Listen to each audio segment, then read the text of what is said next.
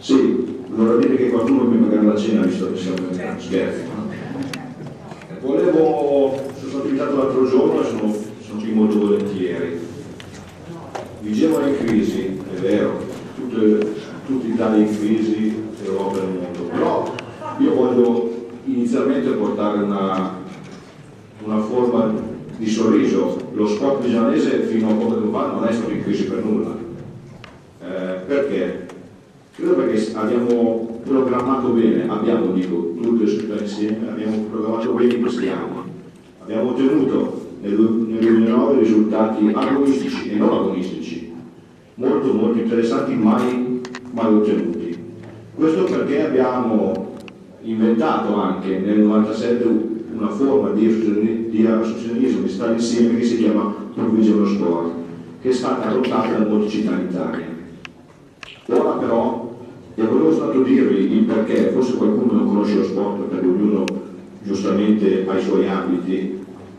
Quest'anno abbiamo 4 squadre in Serie A di vari sport, 2 in Serie B1, tante altre associazioni e società a livello individuale che fanno molto bene.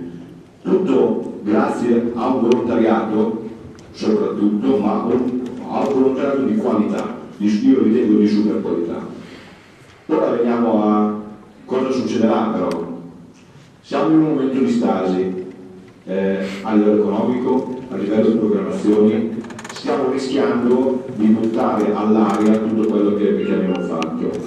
Ma noi sportivi siamo abituati a non stare fermi, non ci siamo mai fermati.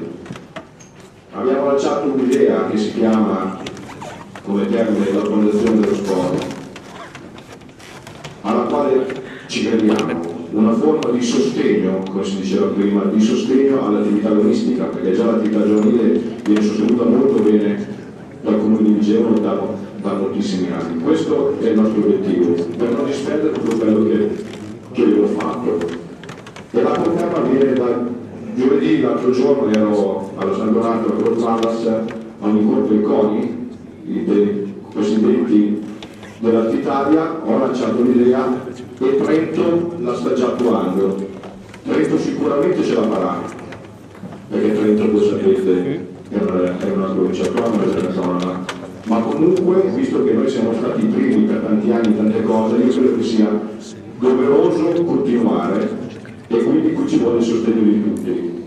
Chiaramente lo sport non è l'elemento principale in una società come la nostra, ma la parola sociale alla quale tutti si rivolgono, lo sport fa tanto sociale, non dimentichiamocelo. 6.000 bambini tesserati nelle nostre società sportive. Ecco, non disperdiamo questo, facciamo un altro passo avanti e non facciamoci che arrivino gli altri prima di noi, perché l'idea è nostra e allora sfruttiamola. Grazie, buona serata.